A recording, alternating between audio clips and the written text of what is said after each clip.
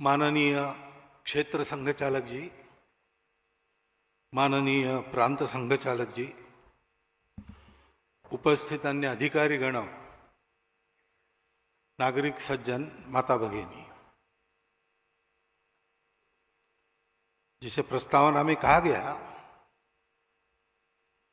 ये कार्यक्रम देश में 2 जगह हो गया, ये तीसरा है और चौथा मुंबई में होगा। क्योंकि 100 वर्ष के कार्यक्रम का विचार करने जब हम लोग बैठे तो बात ध्यान में आई कि अब संघ का नाम तो सब जानते हैं, आरएसएस कहने से सारी दुनिया में लोग जानते हैं, लेकिन संघ क्या है, क्यों है और क्या कर रहा है, इसकी जानकारी नहीं है। नाम को जानते हैं, काम को नहीं जानते। संघ के हितैषियों में भी ठीक ठीक जानकारी नहीं है। अब ऐसी जानकारी होने की आवश्यकता तो रहती ही है। ऊपर से संघ का काम देश में एक अनोखा काम है, दुनिया में एक अनोखा काम है। आजकल देश विदेश के लोग आते हैं संघ को देखने के लिए, हमारे कार्यक्रमों में आते हैं, देखते हैं।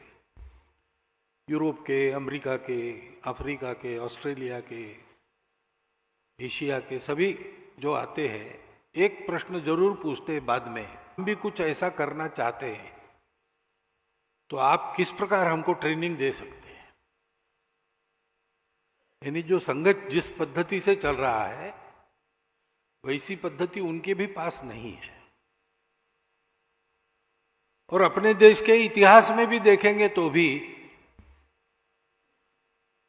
मुझे लगता नहीं कि तथागत बुद्ध के बाद इस प्रकार का प्रयास और पूरे भारत में एक साथ हुआ है।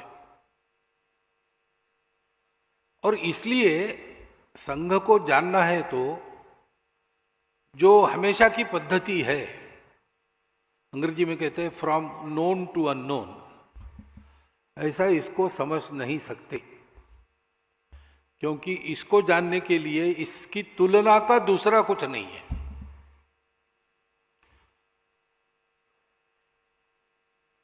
ऐसा अपने यहां सुभाषित है रामायण में, गगनम गगनाकारम सागरम सागरोपमा।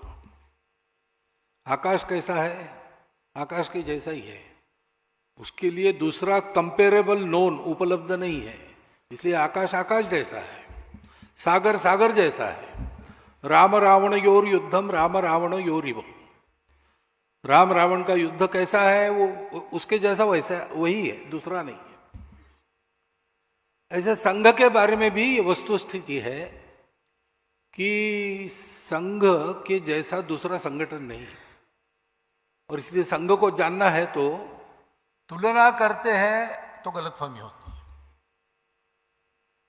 हम लोग संचलन करते हैं गणवेश में, उसको देखकर अगर आप सोचने लगे कि एक पैरामिलिट्री ऑर्गेनाइजेशन है तो वो गलत हो जाएगा। इतनी सारी सेवा करते हैं स्वयंसेवक, 1,30,000 से ऊपर छोटे बड़े सेवा प्रकल्प संघ के स्वयंसेवक विभिन्न संगठनों के माध्यम से देश भर में बिना सरकार का पैसा लिए चलाते हैं। अब कोई भी कह सकता है कि संघ एक सर्विस ऑर्गेनाइजेशन है, तो गलती होगी। संघ के स्वयंसेवक आज विभिन्न संगठनों में काम कर रहे हैं, तो कुछ लोग पॉलिटिक्स में भी है और सत्ता में भी है, इसलिए बहुत लोगों की ये प्रवृत्ति रहती है कि संघ को बीजेपी के द्वारा समझना, तो बहुत बड़ी गलती होगी। संघ को समझना है तो संघ को ही देखना पड़ता है, और देख के समझ में न आने वाला संघ है, वो अनुभव करना पड़ता है। क्योंकि आखिर देखने वाला भी अपनी अपनी दृष्टि से देखता है, और ऊपर से जो दिखता है वो कैसा है एक मित्र, उसका दूसरा मित्र, वो दृष्टिहीन था, वो बैठा था, ये मित्र जा रहा था, तो इसने ध्यान समझ में आया उसके कि ये अपना मित्र जा रहा है। उसने बुलाया, कहाँ से आ रहे हो? तो मित्र ने कहा कि भोजन के लिए गया था। तो सूरदास ने कहा कि भोजन के लिए क्या खा के आए? उसने कहा पायस खा के आया। तो इसने पूछा पायस क्या होता है भाई? अरे पायस दूध से बनता है ना, सफेद सफेद बनता है। तो उसने कहा दूध तो पिया हूं मैं, लेकिन सफेद क्या होता है? उसने कहा सफेद मालूम नहीं तुमको, बगुले जैसा। तो उसने कहा बगुला क्या होता है? मित्र को लगा कि भोजन करके आए, पायस खा के आए, थोड़ा सोना है, इसके प्रश्नों के उत्तर देते बैठे तो क्या होगा। उसने कहा मैं बगुले के आकार से तुमको परिचित कराता हूं, ये मेरा हाथ, तुम हाथ लगा के देख लो।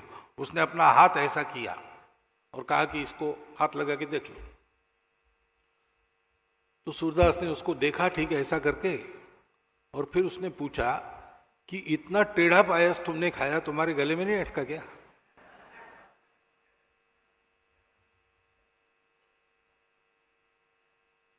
और फिर संघ के बारे में गलत नैरेटिव्स देने वाले भी लोग हैं, सरासर झूठ देने वाले भी लोग हैं। संघ का तो कोई शत्रु है नहीं, परंतु संघ के बढ़ने से अपने स्वार्थ के दुकान बंद हो जाएंगे ऐसा जिनको लगता है, वो उसके बारे में उल्टी सीधी बातें करती रहती है। और अब हम बड़े हैं तो हमको सब लोग सुनते हैं, लेकिन पहले हमको नहीं सुनते थे। उसके कारण ही लगातार जो कुप्रचार चला है, उसके चलते भी कई प्रकार की गलतफहमियां रहती है। उसके कारण ऐसा डर मन में बैठ जाता है कि यहां जाना कि नहीं जाना,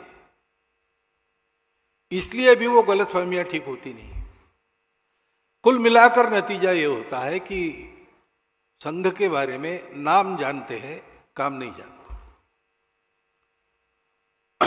इसलिए हमने 2018 में दिल्ली में एक प्रयोग किया था।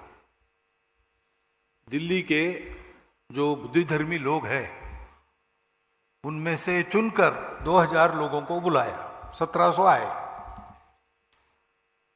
2 दिन व्याख्यान हुए, 1 दिन प्रश्नोत्तर हुआ। तो उसका अच्छा परिणाम हुआ, यानी संघ के बारे में जो गलतफहमियां थी वो दूर हो गई। इन सब लोगों को संघ का बनाना ऐसा तो उद्देश्य था नहीं, आज भी नहीं है।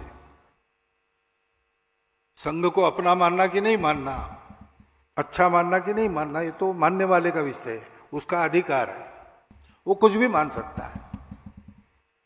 लेकिन वो जो भी माने वस्तु स्थिति के आधार पर माने, नैरेटिव्स के आधार पर, सेकेंडरी सोर्सेस के आधार पर कुछ कल्पना कर ले, ये ठीक नहीं है। तो सबको संघ के बारे में वस्तुस्थिति बताने का काम हो गया। और इसलिए इस बार भी सोचा गया कि पिछले बार एक ही जगह ये कार्यक्रम किया था, अभी और नए लोगों को बुलाएंगे और इस कार्यक्रम को देश के 4 बड़े नगरों में 4 दिशाओं में करेंगे।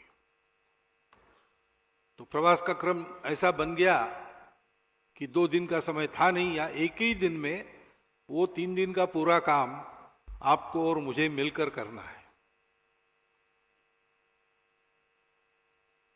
संघ के बारे में सब अपने विचार थोड़ा अलग रखकर हम संघ को प्रत्यक्ष अनुभव करें, लेकिन अनुभव करने के लिए भी इतनी आश्वस्ति चाहिए कि हाँ भाई ये अनुभव करने लायक, परीक्षा करने लायक बात है। उसके लिए जितनी आवश्यक जानकारी है वो मैं आपको देने वाला हूं। संघ का प्रारंभ क्यों हुआ, किस लिए हुआ, तो एक वाक्य में उसका उत्तर हम दे सकते हैं। संघ की प्रार्थना के अंत में रोज हम कहते हैं भारत माता की जय। विश्व में भारतवर्ष की जय जयकार हो, भारतवर्ष विश्व गुरु बने, तो भारतवर्ष के समाज में वो शक्ति पैदा हो और उसके कर्तृत्व से भारत ऐसा बने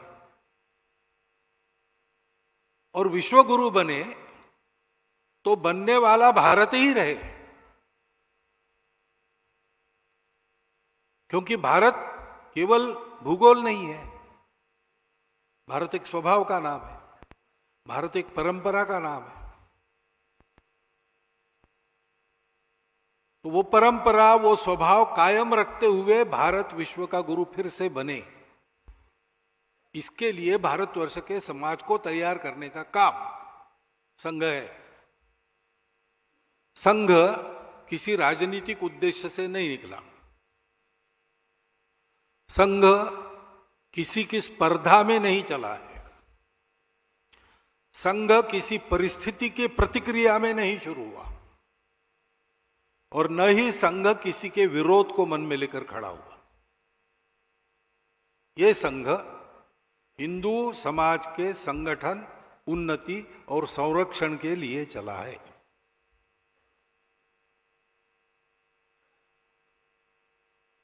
प्रयास बहुत लोगों ने किए। 1857 में ब्रिटिशों के खिलाफ अपना एक संघर्ष हुआ, देशव्यापी संघर्ष हुआ, परंतु हम लोग उसमें हार गए। हार गए तो विचार मंथन शुरू हुआ अपने तत्कालीन नेताओं में कि अपने ही देश में इतने सारे हम लोग हैं, हमारे राजा है, हमारी सेनाएं हैं, एक से एक कुशल योद्धा हमारे पास थे। ये सब होने के बाद भी मुट्ठी भर अंग्रेज बाहर से आए और उन्होंने हमारे देश को जीता और हमको परास्त किया। ये क्यों हुआ? तो मंथन में से एक उत्तर मिला, उसकी एक धारा बन गई कि भाई अभी हार गए तो क्या हुआ, फिर से यही सशस्त्र प्रतिकार करना चाहिए और अंग्रेजों को शस्त्राचार के द्वारा भगा देना चाहिए। तो 1857 में तो कंपनी का राज्य बाद में गया और रानी का राज्य आ गया है ना, हम पूरे गुलाम बन गए, हमारे राजा मांडलिक बन गए, तो हमारी अपनी सेना तो थी नहीं। तो फिर क्रांतिकारक गतिविधि के रूप में तब से जो चला है, शस्त्राचार के द्वारा विदेशी आक्रमकों को खदेड़ देने वाला प्रवाह, वो सुभाष बाबू के 1945 में अंतर्धान होने के बाद ही समाप्त हुआ। 47 में हम स्वतंत्र हुए, फिर उसकी आवश्यकता नहीं रही। स्वातंत्र्य वीर सावरकर जैसे लोगों ने 60 के दशक में अभिनव भारत नामक उनकी जो क्रांतिकारी संस्था थी, उसका बाकायदा समापन किया। लेकिन इस अल्पावधि में लगभग 90 वर्षों में उस धारा ने हमको ऐसे दैदीप्यमान महापुरुष दिए, ऐसे चरित्र दिए, जिनका कीर्तन करके आज भी हमको जीवन में प्रेरणा मिलती है। दूसरा एक विचार रहा कि भाई लड़े तो हम उस समय, लेकिन सेना लड़ी, राजा लड़े, समाज तो अपने घर में बैठा था। ऐसा नहीं कि समाज स्वतंत्रता के विरुद्ध था, समर्थन तो था, लेकिन इसमें हमको कुछ करना होता है ये उसको पता नहीं, क्योंकि आधुनिक राजनीति की उसको समझ नहीं है। और इसलिए राजनीतिक जागृति भारतीय जनता की आवश्यक है। और इसलिए इंडियन नेशनल कांग्रेस को माध्यम बनाकर अपने तत्कालीन नेताओं ने उसको राजनीतिक जागृति का और स्वतंत्रता के संघर्ष का एक हथियार बना दिया। और उसके चलते भारत में व्यापक जन जागृति हुई। क्रांतिकारकों की धारा के साथ साथ आंदोलन की धारा इधर से चली और ये जो सारी जनता जागृत हुई, वो जो करती रही उस समय वो देश के लिए करती रही। जो आंदोलन में थे, जेल में जाना पड़ा, लाठी खानी पड़ी, वो किया। जो नहीं कर सकते थे उन्होंने ऐसे सत्याग्रही के शिविरों में उनके भोजन की व्यवस्था की। आदमी चरखा भी चलाता था, देश के लिए चलाता था। चरखा चला चला के लेंगे स्वराज लेंगे। चरखा चलाने से स्वराज मिलेगा ऐसा नहीं है, लेकिन सामान्य आदमी अपने जीवन में जीता था और कहता था कि मैं जी रहा हूं, देश के लिए जी रहा हूं। मैं देख रहा हूं मेरा जीना देश के छोटे मोटे काम में आए। सेतु बंधन में बड़े बड़े पत्थर लाने वाले वानर भी रहे, लेकिन एक गिलहरी सा एक रेती का कण में झाड़ू हुआ। इस भावना से समाज जागृत हुआ और इन दोनों प्रयासों का सुपरिणाम हमको स्वतंत्रता मिली।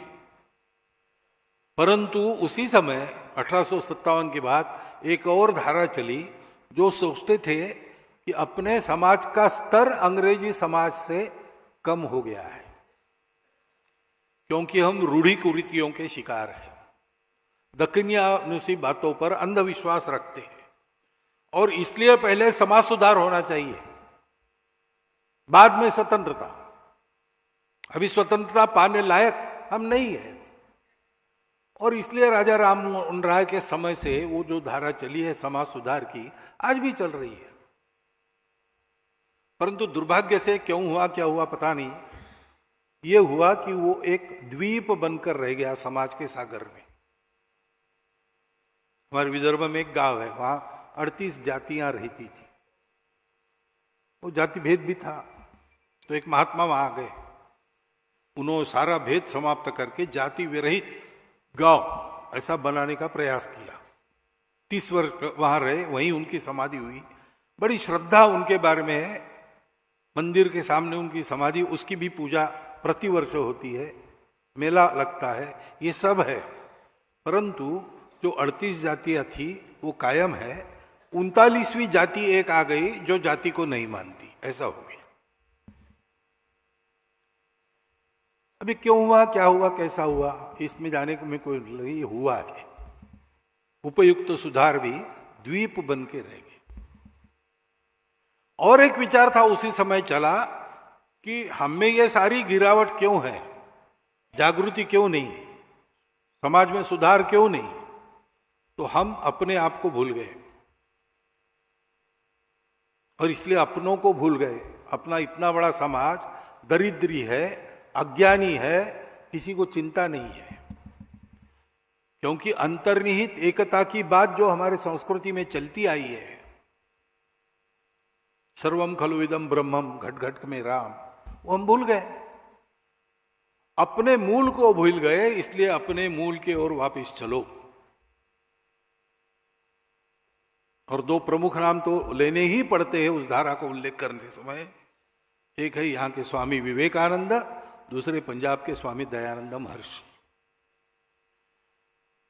स्वतंत्रता के आंदोलन के काल में 1857 के बाद और स्वतंत्र भारत में भी आज तक जो बहुत सारे कार्य चले हैं, उन कार्यों की प्रेरणा कहीं ना कहीं इन दो में से किसी महापुरुष में निहित है।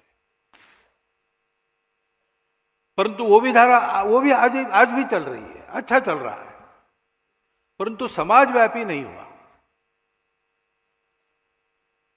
संघ के जो संस्थापक थे डॉक्टर हेडगेवार, वो इन चारों धाराओं में काम करके कार्यकर्ता के नाते उन कार्यों का प्रत्यक्ष अनुभव ले चुके थे। डॉक्टर हेडगेवार के जीवन में दूसरा उद्देश्य नहीं था, उनको देश का ही काम करना था, क्योंकि जन्मजात देशभक्त थे। चौथी प्राइमरी स्कूल में, चौथी के क्लास में विक्टोरिया रानी का राज्यारोहण समारंभ हुआ, तो अंग्रेजों का साम्राज्य जहां जहां था, भारत में भी था, सर्वत्र हुआ, सरकारी संस्थानों में, स्कूलों में भी हुआ, इनके भी प्राइमरी स्कूल में हुआ। और उस समय मिठाई बांटी गई जैसे बांटते हैं, तो इन्होंने ये मिठाई फेंक दी कचरे में। तो शिक्षकों ने पूछा क्यों फेंकी भाई, बच्चे हो, मिठाई नहीं खाते हो? तो कहा ये तो मिठाई नहीं, जहर है। हमारे राज्य को निकालकर अपना झंडा गाड़ने वाले परकीय लोगों की रानी का राज्यारोहण हमारे लिए शोक दिन है, उत्सव का दिन नहीं है। और उसके उपलक्ष्य में जो मिठाई आई है वो हमारे लिए जहर है। ये बचपन में उनकी प्रवृत्ति थी। तो बचपन से ही अनाथ हो गए। 11 साल की आयु में उनके माता और पिता दोनों एक ही दिन 1 घंटे के अंतर में मर गए। प्लेग चल रहा था नागपुर में, तो बीमार रोगियों की सेवा का काम दोनों करते थे। सेवा करते करते इनको भी प्लेग हो गया। 1 दिन की बीमारी में एक ही दिन 1 घंटे के अंतर में दोनों चले गए। तो बड़ा दरिद्रता में जीवन जीना पड़ा। लेकिन प्रवृत्ति ऐसी होने के कारण स्वाभिमान पूर्वक अपना जीवन जीते हुए पहले 10वें क्लास में अपना स्थान उन्होंने कायम रखा और देश के लिए जो चल रहा था उन सब बातों में वो सक्रिय रहते थे। नागपुर में वंदे मातरम आंदोलन का नागपुर के विद्यालयों में संगठन उन्होंने किया। और जब ये स्कूल के इंस्पेक्टर आए स्कूल में, तो उनका स्वागत वंदे मातरम की घोषणाओं से हुआ। तो अंग्रेज सरकार जागृत हो गई, उनके कान खड़े हो गए। उन्होंने नागपुर के सब विद्यालय बंद कर दिए और पता लगाना शुरू किया कौन है इसके पीछे। नागपुर के उस समय के नामवर बड़े नेता जो थे वो तो थे ही पीछे से, परंतु जिनके हाथों ये काम हुआ वो डॉक्टर हेडगेवार और उनकी एक टोली थी। लेकिन उसका पता नहीं लगा। 4 महीने तक स्कूल बंद रहे, छानबीन चलती रही, पता कुछ नहीं लगा। तो फिर एक नॉमिनल अपॉलॉजी के साथ विद्यालय शुरू करना ऐसा शुरू हुआ कि बच्चे आएंगे, गेट पर हेडमास्टर खड़े रहेंगे, अंदर आते हुए प्रत्येक बच्चे को पूछेंगे गलती हुई ना, मुंडी हिलाना, मुंडी हिलाया तो प्रवेश। स्कूल शुरू हो गए। लेकिन 2 लोगों ने इतना भी करने से इनकार कर दिया। उसमें एक डॉक्टर हेडगेवार थे। स्वप्न में भी हम हमारे माता को वंदन करना, वंदे मातरम करना ये गलत है ऐसा कह नहीं सकते, तो हम माफी कैसे मांगेंगे? हम विचार ही नहीं कर सकते मुंडी हिलाने का। तो रस्टिकेट हो गए। ऐसे विद्यार्थियों के लिए उस समय राष्ट्रीय विद्यालय रहते थे, वहां पर उन्होंने प्रवेश लिया। उसको भी अंग्रेजों ने बंद कर दिया। तो निजी तौर पर परीक्षा में बैठे और फर्स्ट क्लास में पास हो गए।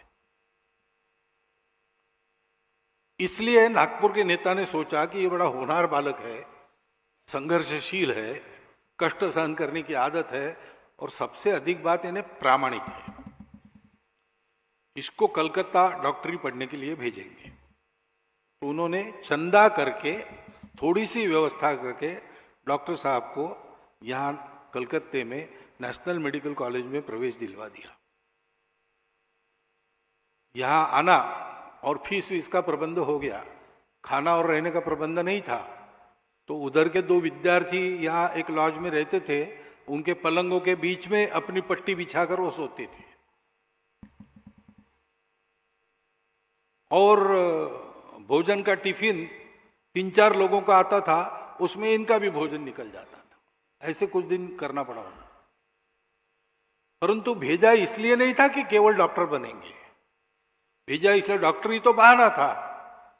यहां अनुशीलन समिति थी। उस समय क्रांति कार्य का सारा समन्वय अनुशीलन समिति से के द्वारा होता था। तो उससे संपर्क करना ये काम उनको दिया गया। और पश्चिम भारत में क्रांति कार्य का श्री गणेश करना।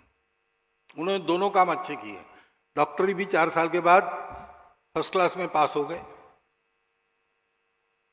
और महाराष्ट्र यानी राजस्थान से आंध्र तक के इलाके में क्रांतिकारकों को बसाना, उनकी व्यवस्था करना, शस्त्र आदि पहुंचाना, योजना बनाना, ये सारा संगठक का काम उन्होंने किया। लेकिन वो विफल हो गया आंदोलन। आंदोलन विफल हो गया तो डॉक्टरी पढ़ने के बाद उन्होंने प्रतिज्ञा ली थी अनुशीलन समिति के प्रवेश में। जो प्रतिज्ञा लेनी पड़ती थी काली माता के मूर्ति के आगे कि इस जन्म में देश का ही विचार करूंगा, मेरा अपना करियर वगैरह सारी बातें अगले जन्म के लिए। तो उनको एक नौकरी चलकर आई थी बर्मा में, 3000 रुपया महीना उस समय की। लेकिन उन्होंने प्रिंसिपल को कह दिया कि मुझे पैसा कमाना नहीं है, मैं देश का काम करने वाला हूं। नागपुर में आए तो चाचा जी ने विवाह के बारे में पूछा, उन्होंने कह दिया कि ये मेरा विचार नहीं है, मैं देश के लिए ही काम करूंगा, कठिन पथ है, कुछ भी कष्ट सहन कर पड़ सकते, मैं करूंगा और किसी को मेरे साथ लेकर ये नहीं करूंगा, इसलिए अविवाहित रहना है। प्रैक्टिस नहीं की, अविवाहित रहे। और असहयोग आंदोलन चल रहा था, उसमें गांव गांव गए, भाषण दिए, जागृति की, तो उन पर राजद्रोह का अभियोग चला, सेडिशन। उसमें आंदोलन में बहुत लोगों पर अभियोग चलते थे, लेकिन तय यह था कि सजा भुगतना, बस डिफेंस नहीं देना कोर्ट में। लेकिन इन्होंने कहा कि मैं डिफेंस देता हूं क्योंकि और एक भाषण मेरा होगा, और उस समय जनता और पत्रकार भी रहते थे कोर्ट में, तो मुझे प्रचार का और एक मौका मिलेगा। तो उनका भाषण जो डिफेंस का था, उन्होंने शुरू यहां से किया कि न्यायाधीश साहब मुझे ये बताओ कि किस कानून के तहत अंग्रेज लोग यहां आकर भारत पर राज्य कर रहे हैं। स्वतंत्रता तो प्रत्येक मनुष्य का जन्मसिद्ध अधिकार है, ये सारी दुनिया मानती है। तो कोई कानून है क्या अंग्रेज हम पर राज कर रहे? नहीं है। और इसलिए अंग्रेजों का राज्य इल्लीगल है, आपका कोर्ट इल्लीगल है, आप भी इल्लीगल जज हो, मैं आपके अधिकार को मानता ही नहीं। मैंने यही बताया देशवासियों को कि स्वतंत्र होना हमारा अधिकार है, और स्वतंत्र कैसे होना ये मैंने उनको बताया। सर्वसम्मत कानून के आधार पर जो है वो मैंने बताया। मैंने कोई गुनाह किया नहीं, और मैंने किया गुनाह कि नहीं गुनाह इसका निर्णय आप नहीं कर सकते, क्योंकि मैं आपको मान्यता नहीं देता। तो उनको 1 साल सश्रम कारावास की सजा देते समय मैजिस्ट्रेट ने रिमार्क लिखा, ऑबिटर डिक्टा कहते हैं ना, ऐसा लिखा कि इनके जिन भाषणों के कारण इन पर आरोप लगा है, उससे इनका डिफेंस का भाषण ज्यादा सेडिशियस है। ऐसे वो थे, और इसलिए इन सब प्रकार की धाराओं में वो सक्रिय थे। स्वयं अध्ययन चिंतन भी करते थे, और इन सभी धाराओं में जो धुरीण लोग उस समय काम करते थे, इन सब से उनकी भेंट भी होती थी, चर्चाएं भी होती थी।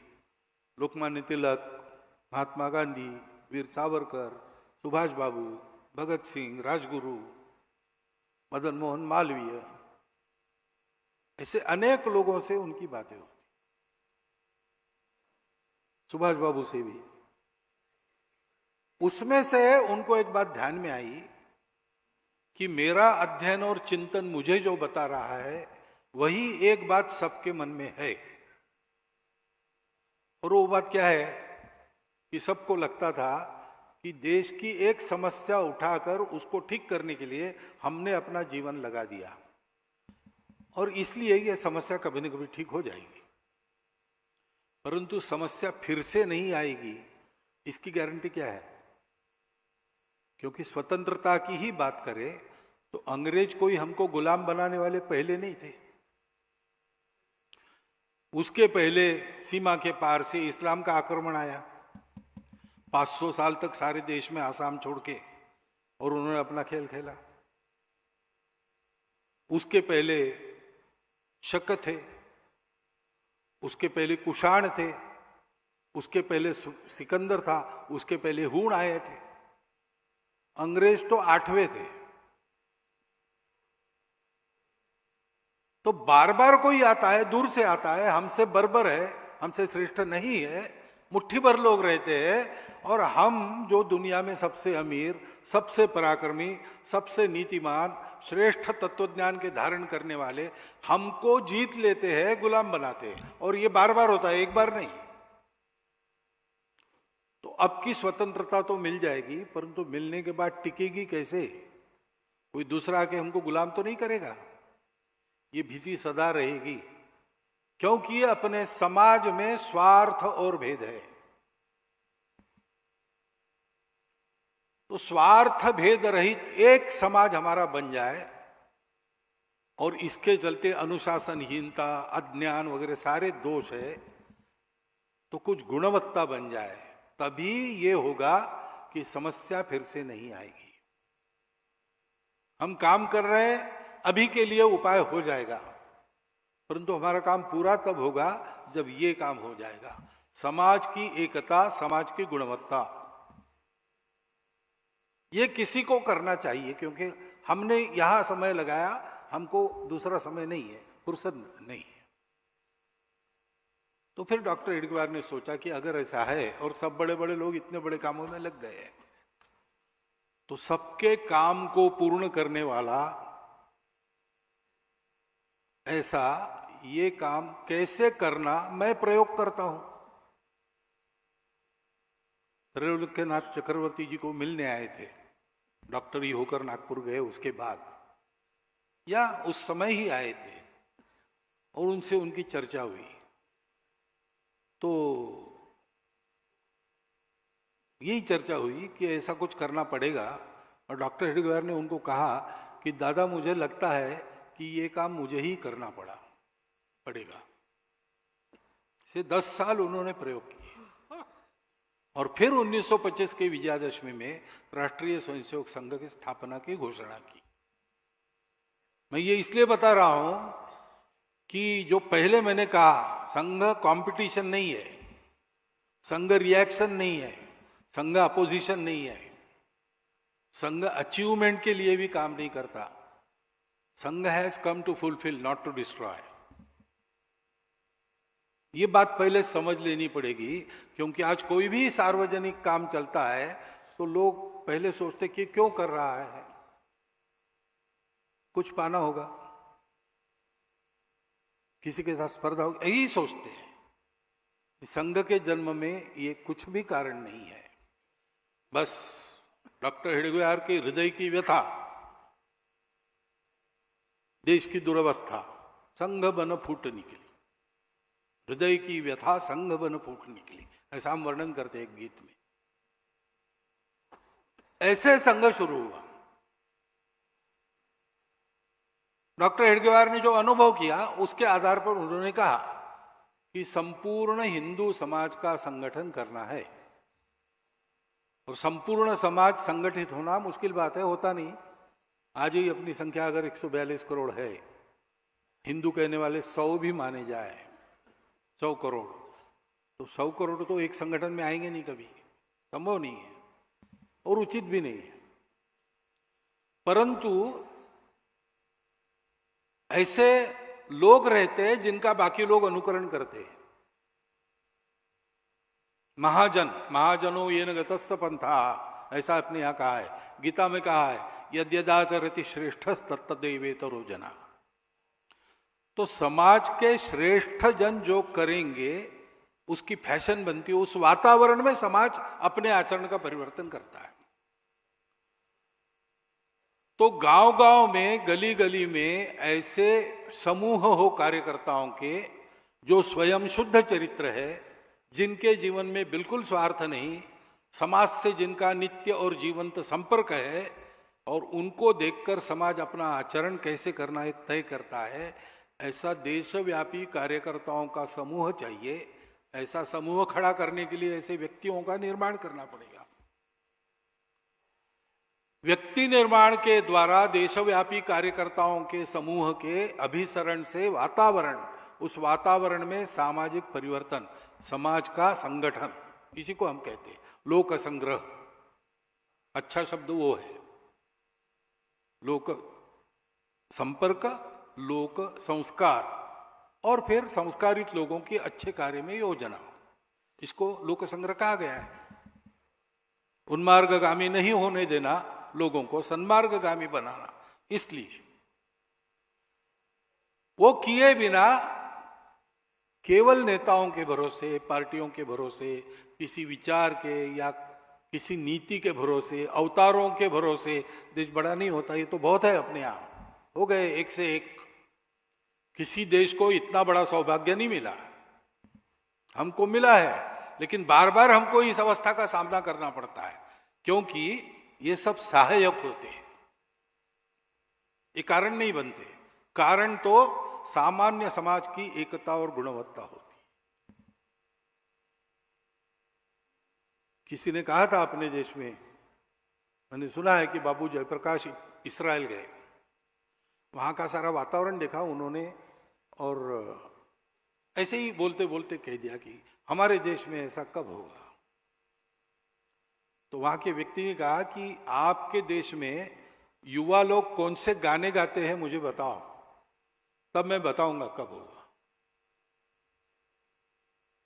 समाज की गुणवत्ता, समाज की एकता के कारण देश का भाग्य परिवर्तन होता है। और समाज का आचरण अगर ऐसा एकतापूर्ण, गुणवत्तापूर्ण बनाना है तो व्यक्तियों का निर्माण और व्यक्तियों के यानी कार्यकर्ताओं के देशव्यापी समूह का निर्माण ये करना पड़ेगा। और इसलिए संपूर्ण हिंदू समाज का संगठन ये लक्ष्य लेके संघ निकला है, किसी के विरोध में नहीं। हिंदू समाज को संगठित करना है यानी बाकी लोगों का विरोध करना, ऐसा नहीं है। आप सब लोग मॉर्निंग वॉक वगैरह करते होंगे, कुछ व्यायाम करते होंगे। आपको व्यायाम करता हुआ देखकर कोई आकर अगर आपको पूछेगा कि किसको पीटने के लिए आप अपना शरीर बना रहे हो, तो आप क्या बताएंगे? अरे भाई, व्यायाम करना, शरीर को स्वस्थ रखना ये स्वाभाविक बात है। संगठित अवस्था ही समाज की सहज अवस्था है। वो नहीं है तो उसको करना है। वो आड़े वक्त में काम आती है, मारपीट में भी काम आती है, बात अलग है, लेकिन उसके लिए नहीं करते ये। ऐसे हिंदू समाज का संगठन क्यों? क्योंकि हिंदू समाज ऐसा है जिसको संगठन की आवश्यकता है।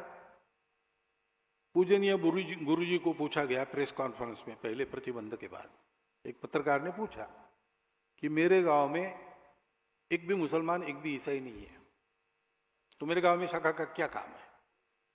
गुरुजी ने कहा कि भैया तुम्हारा गांव छोड़ दो, पूरे दुनिया में एक भी मुसलमान, एक भी ईसाई नहीं होता तो भी अगर हिंदू समाज ऐसे कट्टा बट्टा होता तो उसको संगठन करने के लिए हम काम करते ही करते। सर्वेशाम अविरोधेन, ऐसा काम है। अपने आप को बचाकर चलना ये तो करना ही पड़ता है। बस कुछ संघर्ष हुआ तो उतना ही होता है, बाकी नहीं। फिर हिंदू क्यों कह रहा, आप सबको क्यों नहीं करते? ऐसा लोग पूछते हैं कि उसका पहला कारण यह है, इस देश के लिए उत्तरदायी समाज हिंदू समाज है। इस देश का जो भी भला बुरा होता है, जो अपने आप को हिंदू नहीं कहते उनको कोई नहीं ज्यादा पूछेगा, लेकिन जो अपने आप को हिंदू कहता है उसको कोई नहीं छोड़ेगा। सब लोग उसको पूछेंगे तुम्हारे देश का तुमने क्या किया, क्योंकि ये हिंदुओं का देश है परंपरा से। देश कोई आज का नहीं है, ये सनातन काल से चलता हुआ देश है। भारत नाम बड़ा पुराना है, आज का नहीं है। अंग्रेजों के आने के बाद हम एक राष्ट्र बने, ये गलत बात है। 1940 तक इसको कोई नहीं मानता था, सब लोग मानते थे भारत सनातन कालों से चलने वाला, सनातन काल से चलता आया हुआ राष्ट्र है, एक राष्ट्र है। योगी अरविंद ने तो कहा ही है उत्तरपाड़ा के भाषण में। लेकिन रजनी पामे दत्त, कम्युनिस्ट पार्टी के फाउंडर मेंबर जो थे, उन्होंने 1932 में पुस्तक लिखी। 1972 में उसको रिवाइज किया गया। आज भी ये बात उसमें लिखी हुई मिलती है। उन्होंने अंग्रेजों को कहा कि आपको लगता है कि आपके आने के कारण हमको ये डेमोक्रेसी वगैरह सारी चीजें मिली, ये आपकी गलत बात है। आप नहीं होते तो भी हमारे वेदों के भरोसे हम ये सब कर लेते। अब ये हमारे वेद कब से है भाई? सबसे प्राचीन साहित्य है दुनिया का, हमारा देश तब से है। तब से इस देश की एक विशेषता को देखकर इसको भारत कहा गया है। ये सब लोग ज्ञान साधना में और प्रकाश की साधना में रत रहते हैं। तमसो मां ज्योतिर्गमय, इस प्रयास में ये सब लोग रहते हैं और इसलिए ये भारत है। और दूसरी बात है कि केवल इस देश के लोग हैं जो सभी विविधताओं को स्वीकार करते हैं, उसका सम्मान करते हैं, रास्तों को लेकर झगड़ा नहीं करते कभी भी। कहते हैं कि सब रास्ते एक ही जगह मिलेंगे, रुचीनाम वैचित्र्यात रुजुकुटिल नाना पथयुताम नृणामेको गम्यस्त्वमसि प्रण पयसाम अर्णवैव। रुचि प्रकृति के कारण टेढ़े मेढ़े सीधे साधे अनेक प्रकार के रास्ते होते हैं, लेकिन मनुष्यों को भगवान की ओर ही जाना है। जैसे कहीं पर पड़ेगा पानी तो जाएगा सागर में। इस बात के चलते सभी विविधताओं को सत्य मानने वाला, स्वीकार करने वाला, आदर करने वाला और ये कहने वाला कि अपनी अपनी श्रद्धा पर पक्के रहो, दूसरों की श्रद्धाओं का सम्मान करो, भद्र व्यवहार आपस में करके मिलकर चलो, संगच्छध्वम संवदध्वम संवो बनाओसी जानता। ये जिसकी विशेषता है वो भारत देश है। ये दोनों विशेषताएं इस देश में चलती आई, इस देश के अच्छे दिनों में भी और बुरे दिनों में भी। यहां के लोगों ने इसको नहीं छोड़ा, अभी तक उसको संभाल कर लाया है, क्योंकि कभी कभी दुनिया को आवश्यकता पड़ती तब इसी देश से उनको ये सारा पाते मिलता है। ये किसने किया है? परंपरा से जिसने ये किया है उसको हिंदू नाम है। हिंदू नाम किसी पूजा का नाम है क्या? किसी एक खान पान रीति रिवाज का नाम है क्या? एक भाषा, एक भूषा, इसका नाम है क्या? ऐसा नहीं है। हिंदू वास्तव में नाम भी नहीं है। हिंदू एक विशेषण है, एडजेक्टिव है। हम उसका नाम जैसा आजकल उपयोग करते हैं, ये हमारी गलती है।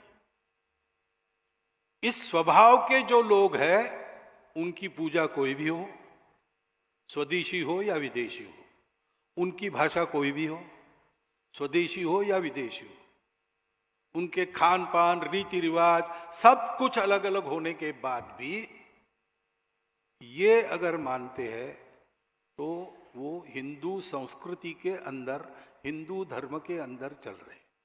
फिर से धर्म यानी रिलीजन नहीं, संस्कृति यानी कल्चर नहीं, ये अपने शब्द है, अपनी परंपरा के शब्द है।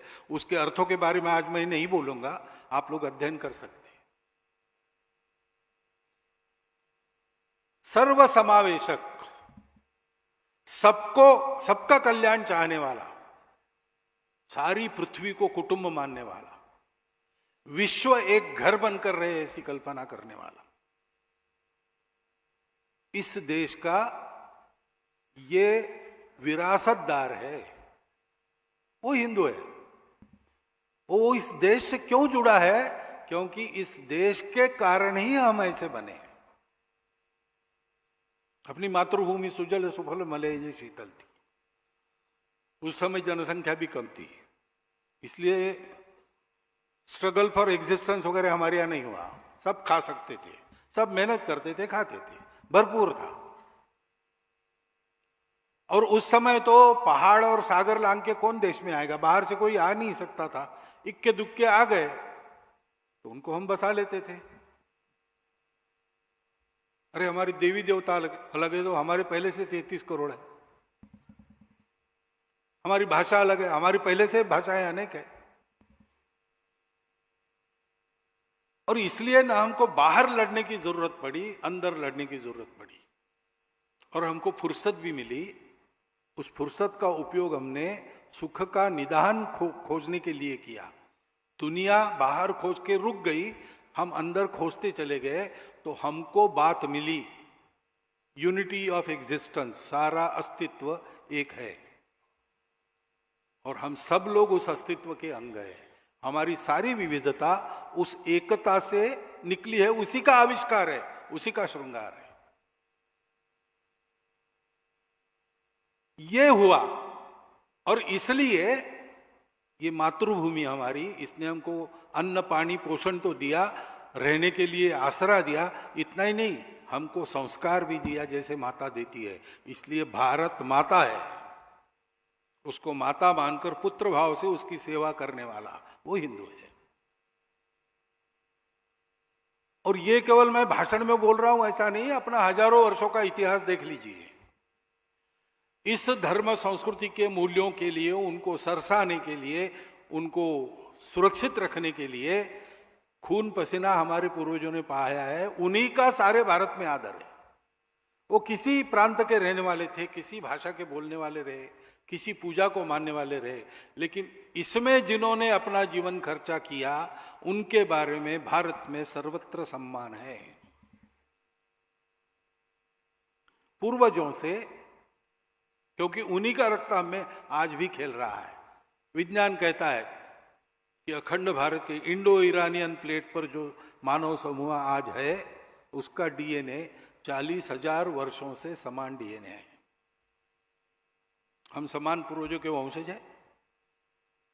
हमारी यह मातृभूमि है, इसके सिवाय हमको दुनिया में दूसरी गति नहीं। भावनिक विचार कीजिए या वास्तविक विचार कीजिए, भारत की प्रतिष्ठा दुनिया में हमारी प्रतिष्ठा है, भारत की सुरक्षा दुनिया में हमारी सुरक्षा है। व्यावहारिक बात है बिल्कुल।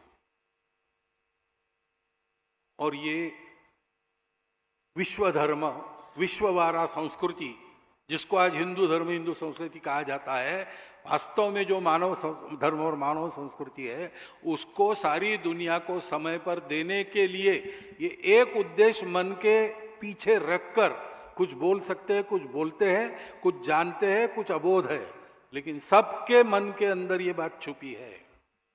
किसी को भी पूछिए भारतवर्ष में जीना क्यों है, वो तो बताएगा भी जीते जीते भगवान मिल जाए, जन्म जन्म का चक्कर समाप्त हो जाए। अरे भाई वो ठीक है, मरने के बाद होगा, लेकिन जीवन तो जीवन भाई देखो, साईं इतना दीजिए जहां में कुटुंब समाए, मैं भी भूखा ना रहूं, साधु भी भूखा ना जाए। सारे भारतवर्ष में सब लोग बोले करते होंगे, नहीं करते होंगे आज, लेकिन मान्यता अभी भी नीचे से ऊपर, गरीबों से अमीरों तक, किसी भी जाति में, प्रांत में, कहीं भी जाइए, यही है।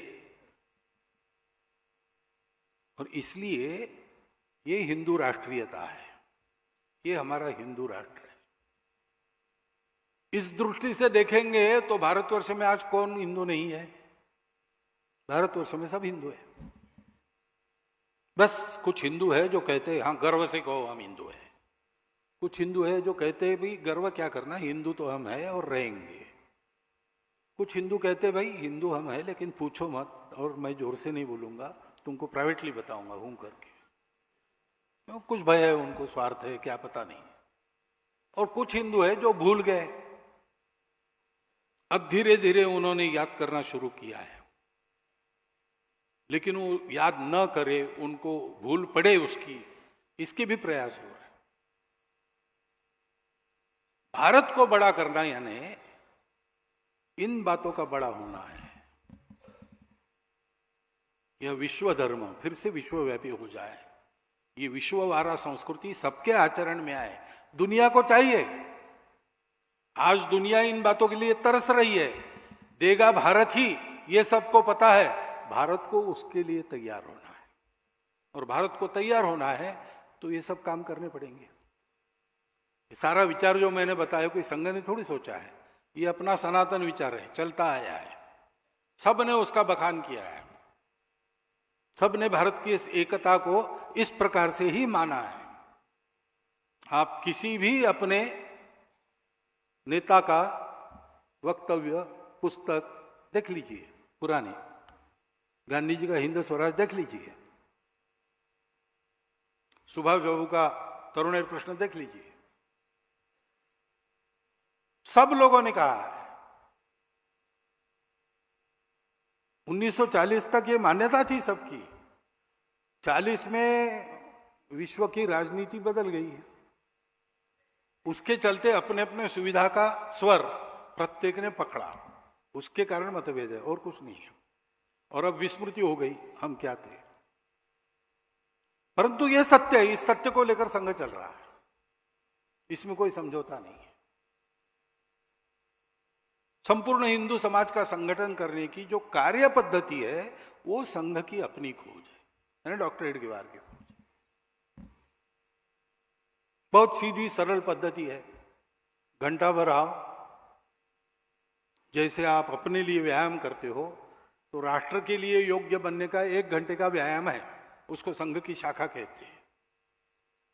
सारी बातें भूल जाओ, आटे दाल के भाव भूल जाओ, राजनीति भूल जाओ, भेद भूल जाओ, स्वार्थ भूल जाओ, सब कुछ भूल जाओ। मातृभूमि हमारे पूर्वजों का गौरव, मातृभूमि की भक्ति के गीत, पूर्वजों के गौरव के गीत, और अपने देश के भाइयों के साथ वो कौन है, क्या है, कौन सी भाषा बोलते हैं, कितना पैसा, कुछ ना सोचते हुए ये मेरे अपने भारत माता के पुत्र भाई है, इस नाते उनके कंधे से कंधा मिलाकर, कदम से कदम मिलाकर चलो, उनके साथ मातृभूमि की मिट्टी में खेल खेलो। 1 घंटा सब भूल के देश का चिंतन, देशवासियों का चिंतन, ये करने का ट्रेनिंग लो। ये करते समय सबको साथ लेकर चलना, सबके साथ चलना, इसका स्वभाव बनाओ। और ऐसा ये ट्रेनिंग लेते लेते उर्वरित समय में अपनी रुचि क्षमता समय के अनुसार समाज के हित का कोई भी काम चुनकर उसमें अपना समय दो, अपनी संपत्ति दो, जितनी दे सकते हो, तन मन धन पूर्वक इसमें लग जाओ और प्रामाणिकता से लग जाओ। किसी को दिखाने के लिए नहीं करना है, स्कोर कार्ड पर स्कोर बढ़ाने के लिए करना है। ये मेरा कर्तव्य है, मैं इस राष्ट्र का पुत्र हूं, राष्ट्रीय हूं, भारत माता का संतान हूं, मेरे अपने लोग हैं, मेरा अपना समाज है इतना बड़ा, उसको ठीक करना मेरा काम है। जैसे मेरे घर को ठीक रखना मेरा काम है, इसे ये भी मेरा काम है। इसको ठीक रखूंगा तो घर भी ठीक रहेगा, मैं भी ठीक रहूंगा। घर और मैं ठीक रहेंगे, लेकिन ये बिगड़ गया तो सब कुछ मटिया मिट हो जाएगा। इसका अनुभव हम लेते हैं। ये करना है 1 घंटा व्यायाम, उसके बाद ही तो कर रहे, धीरे धीरे बढ़ रहा है। पहले समझ में नहीं आता था लोगों को इससे क्या होगा, अब समझ में आ रहा है। तब जो लोग कहते थे कि इनको छोड़ने वाला नहीं, हवा में डंडे घुमाते हैं, बेकार, इनको ध्यान मत दो। आज वो लोग कहते रहे सावधान रहो इनसे, छोटा भी बालक आ गया, नहीं नहीं नहीं, क्या, अरे आगे बहुत बड़ा हो जाता है। लेकिन बड़ा हो जाता नहीं, किसी के विरोध में नहीं हो जाते, देश के लिए चल रहा है भाई, सारे देश को ये कर। हमको समाज का संगठन करना है, समाज में अपना अलग प्रभावी संगठन नहीं करना है, क्योंकि देश का भाग्य परिवर्तन संपूर्ण समाज के लगने से होता है। जैसे नेता नारा नीति पार्टी अवतार विचार महापुरुष काम नहीं करते, सहायक होते हैं, वैसे संघ जैसा संगठन भी वो कारण नहीं होता, वो सहायक होता है। कारण तो पूरे समाज की एकता और गुणवत्ता होती है, उसको बांधने का काम ये संघ का काम है, और कोई संघ का काम नहीं है। स्वयंसेवक बहुत काम करते हैं, सेवा कर रहे हैं, वो उनके काम है। संघ ने तो पहले से तय किया कि हम यही एक काम करेंगे, क्योंकि बड़ा समय खाने वाला और बहुत उस पर केंद्रित होकर करने वाला काम है। वहां कोई दुविधा नहीं चलती, 10 काम नहीं चलते, इसी पर केंद्रित होना पड़ता है।